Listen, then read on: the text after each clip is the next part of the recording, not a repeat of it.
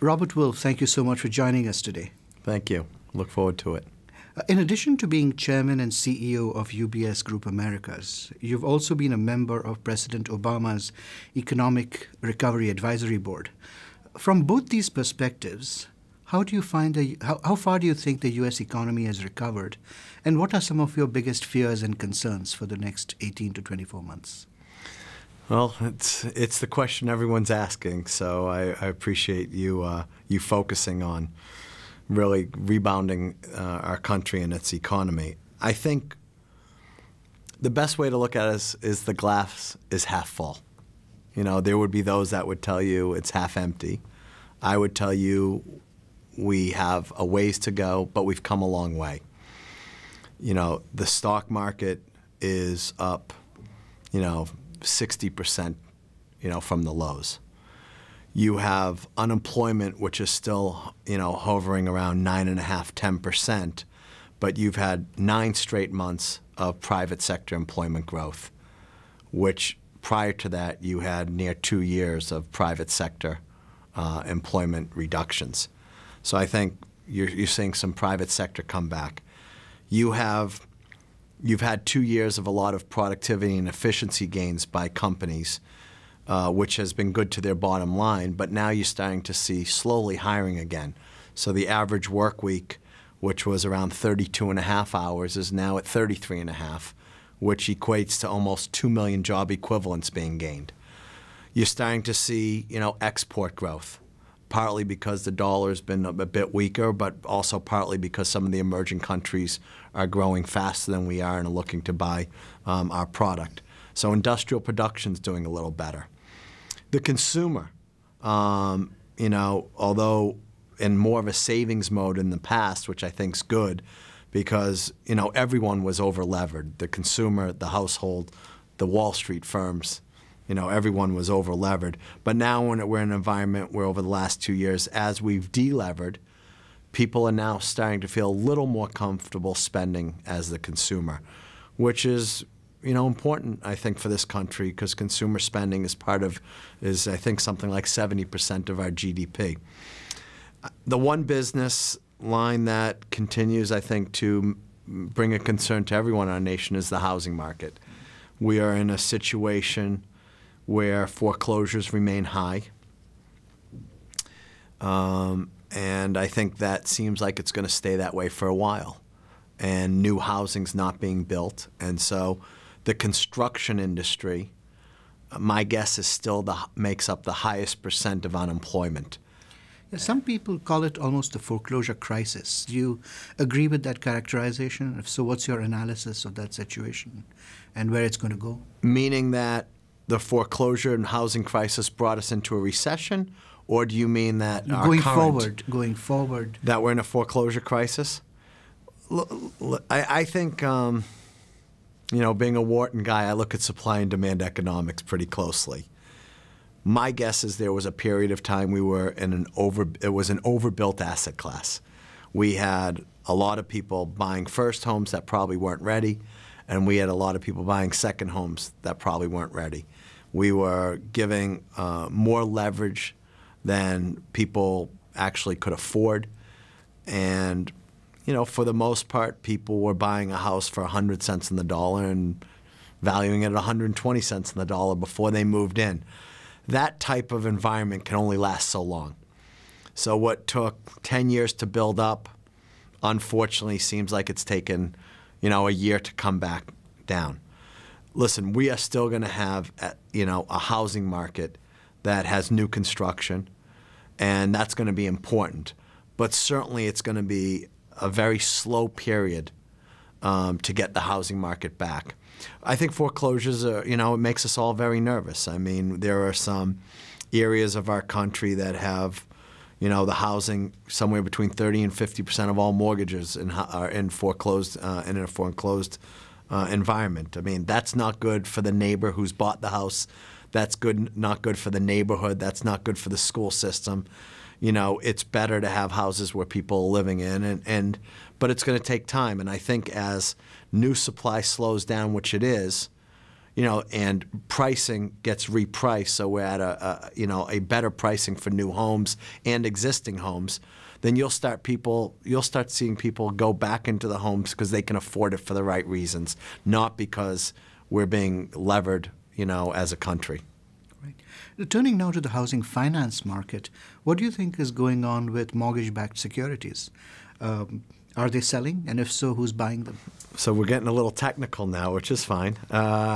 Listen, in the U.S., for our investors, mortgages is an asset class.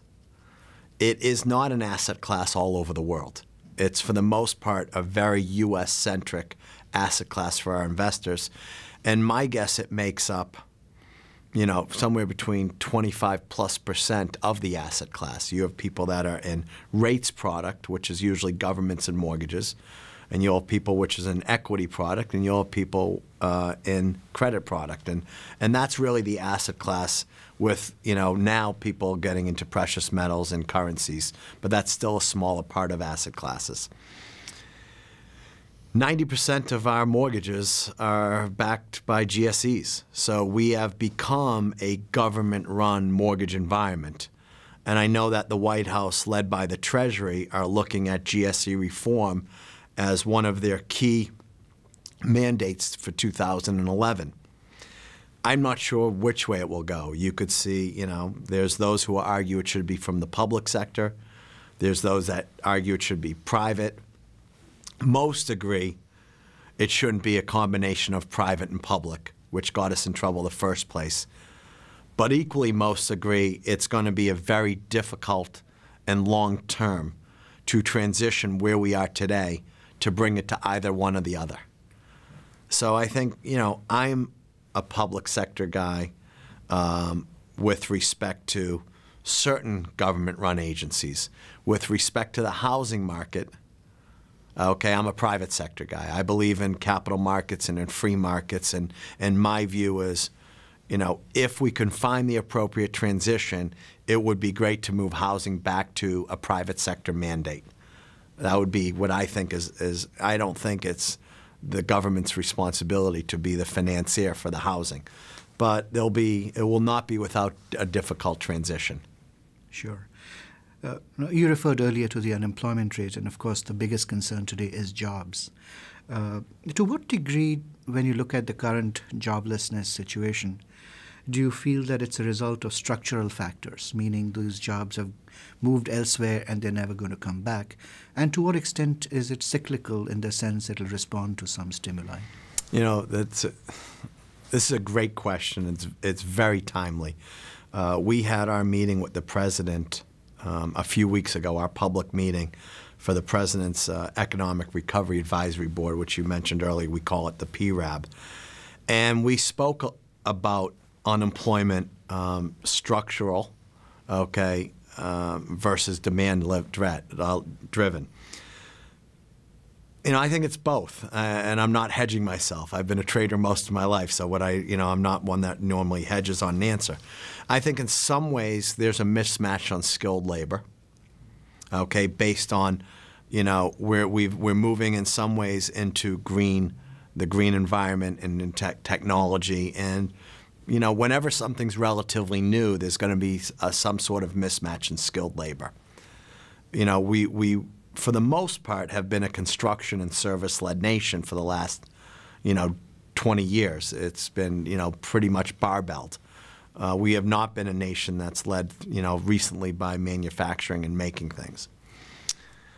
I think today you still have a bit of a mismatch in some skilled labor, which is why the program we announced a few weeks ago, Skills for America's Future, is a great program that's getting private companies to work with education. And I certainly think Arne Duncan's done a great job in his role as chairman of Secretary of Education. But then there's also the demand side. There is no question that we have a lot of good people in this country ready to work, able to work, talented enough to work, and educated to work, and skilled to work.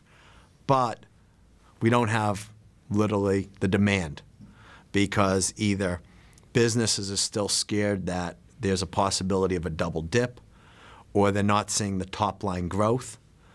But either way you cut it, there's this nervousness from what we went past in the last 2 years to all of a sudden re-up and start hiring quickly again. Are you nervous about a double dip? No. I think that the foundation that the administration has worked over the last year and a half, specifically the work the Federal Reserve has done and central banks around the world, bringing back the capital markets and bringing liquidity back into the banking system, I think that has really allowed us to move forward, which is why I said to me the glass is half full, but it's only half. Looking now to sort of another sort of macroeconomic area, capital controls used to be regarded as the kiss of death for countries. But now that view seems to be changing. They seem to be regarded as a safeguard against destabilizing hot money. What's your view about this new trend towards capital controls? I'm going to answer it a little differently. I don't think protectionism is good anywhere. Right. I mean, my view is I am a free markets guy. I think the reason our industry works well and why there's an entrepreneurial spirit is there is mobility of capital 24/7. That's what makes the capital markets go. That's what makes companies able to finance themselves in multi-currency. So I'm not one where ring fencing of capital is good anywhere. So from my perspective, although we're all going to be compliant to the new rules and regulations coming out in all the different jurisdictions, what our hope is that there's at least a centralized, coordinated effort to make sure that capital continues to be mobile, so it can go to the places where it needs to be, most worked. Right. There's been some controversy over the capital standards prescribed by Basel III. For example, the other day, Vikram Pandit of Citigroup described them as being wildly excessive, while Mervyn King of the Bank of England said that the capital requirements don't go far enough. Where do you think the truth lies? Listen, we're in an industry where real capital, i.e. equity, is really going to be more and more important. And I think we're going to be in an industry for the foreseeable future where everyone's going to have a little more of a buffer, a little more liquidity, a little more capital on hand, certainly less of a mismatch of their maturities between their assets and their liabilities, and we're going to be more nimble. We're going to be having a balance sheet that's been delevered over the last 2 years, somewhere, my guess is 50% as an industry. And so, we still need to see where Basel III comes out and where it all where it all gets originally defined. We have rule writing right now in every jurisdiction around the world happening.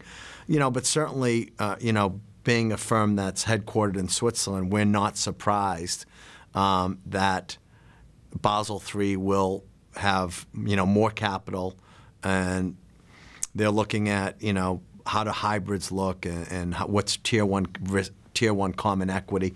So there's a lot of, relatively new terminology, contingent capital, and all these different ideas that the industry has to take a real look at to make sure that there's a level playing field globally. I think that's the key, is that there's no jurisdictional arbitrage. The key for us, being one of the dozen global financial services firms there are, is to make sure that we're all being looked upon in a similar way with the similar rules of engagement. I think that's exactly right. If you look at one of the biggest challenges that the large banks face today, especially after the financial crisis, I would say to some degree it involves reestablishing trust with customers, clients, regulators. What are some of the concrete steps you think that the large banks can take to do that? Well, one, our business is on a handshake. That hasn't changed. The golden rule is your word, your honor.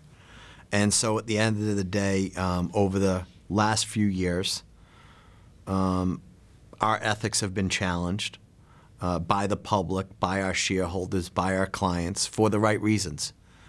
And we have to make sure that when we sell products, they're the appropriate products. When we service our clients, we're always being, giving our best ideas and with what fits them appropriately. Listen, I think at the end of the day, we have to kind of go back, look at ourselves in the mirror, and make sure that we're there to service the clients. We have to make sure that the public knows we appreciate, okay, for what they've done, okay, with their own hard-earned taxpayer money, to make sure that this is an industry that survived. And I think we also have to do a better job communicating, because we have a lot of great people in this industry that are philanthropic and that, you know, understand social responsibility and that are great role models for this country. And we're not looked upon that way. And so we have to do a better job communicating that, you know, we are not defined, okay, by who we work for, but we're defined by how we give back to this country. And that, you know, I know everyone says, you know, we're an industry of greed. Well, I don't look at it that way. I think we're an industry of hopefully working hard, being compensated appropriately, and giving back to this country, because we're in an environment that allows us to be more fortunate, and we should make sure we give back. And I know that sounds a lot like apple pie, but that's okay. We have to start sounding a little more like apple pie. Well, you've played certainly a leadership role in building the wealth management activities of UBS. Given today's financial and political situation, what advice would you give people who don't want their assets to lose any more value than they might have already? Well, you only should take risks that align with your appetite of what you can afford to either lose or gain. We call them prudent risks. We're fortunate under our wealth management umbrella to have a smart group of financial advisors who educate themselves. And we have a management team who want to make sure that we're selling product that makes sense for the client. That doesn't mean we're not entrepreneurial and we have ingenuity. Of course, we also design products. So, you know, if someone wants an asset allocation that includes a little more inflation-type product, whether it's gold or precious metals or different types of currencies, then we should make sure that we give them that ability to buy that product, but also make sure we explain to them what the product is and what the risks are. And I think that, you know, returns are going to be probably a little less for the foreseeable future, because people are going to be apt to take less risks. There's a nervousness about the volatility in the markets. And when you go to an environment where the markets go from north of 10,000 to 6,500, then back to north of 10,000, a lot of people rather have slow, steady returns than choppy markets all over the place. So I do think that, you know, we're fortunate to have a group of advisors that continually educate themselves on product innovation and new ideas, but it's always with the idea of making sure it fits the client's desires. Right. I'd like to wind up with a couple of questions about your personal leadership journey. You know, during your career at UBS and before that at Salomon Brothers, what is the toughest leadership challenge you have faced? How did you deal with it, and what did you learn from it? You know, I think the toughest leadership is finding a work-life balance. That, you know, like I said before, you know, I don't believe UBS defines me. I believe, you know, being a grad of Wharton and being a student athlete at the school and playing Penn football and being a father of 2 great children and being an advisor to the president and working for a great firm like UBS, these are things that define me. But it's very important to find that work-life balance. We get all caught up in what's just a job. And it can take over your life. And sometimes, and actually the last 2.5 years have made me realize, you know, that at times it's just a job. And the house is bigger than the man. So you can only impact it to a point. And you got to also make sure that you have the time for the things that are with you your whole life, you know, like your school and like your family. And for me, it has also been my relationship, obviously, with the president. But I think you got to find other passions. And that allows you, I think, to enjoy work even when it's not going great, because you have those other things that are going great. And so I think work-life balance for me has been the key to being a leader, because if you're happy, you actually lead well. None of us are good actors. That's true. I had thought that in response to this question, you would have spoken about some of the controversy with the IRS and how you dealt with that situation. Any lessons to be learned from that experience? We're glad it's behind us. Right. We're glad we're moving forward. Great. One last question. How do you define success? You know, for me, success is defined by, I think, first how I work with my family and my wife, taking care of my kids. Do I like the way we're raising them? Are they respectful? How I respect my parents and the relationships we have with our family. You know, success for me is not monetary. It's how I'm viewed in the community. I love that they call me Coach. They don't know that I'm the UBS CEO. They know me as Coach as I drive down in my Murano with the dents in the car. You know, I think at the end of the day, I was giving a lecture today to some Wharton students. You have to know your roots. And if you know your roots, then you always know that you have a great foundation to go back on. And I think I've been fortunate to have a great family foundation, to have a great school foundation. I love coming back to Penn. And I love my years at Wharton. And I think it differentiates me, because I'm able to say that I'm a student athlete at one of the best schools in the world. And so I think it all goes to the foundation. When I was in high school, I gave a speech called The Pyramid of Life. And it still stands today. You have the foundation of the family and education and then work. But at the end of the day, it's still the foundation. Robert, well, thank you so much for speaking with us today. Well, thank you. It's been an honor.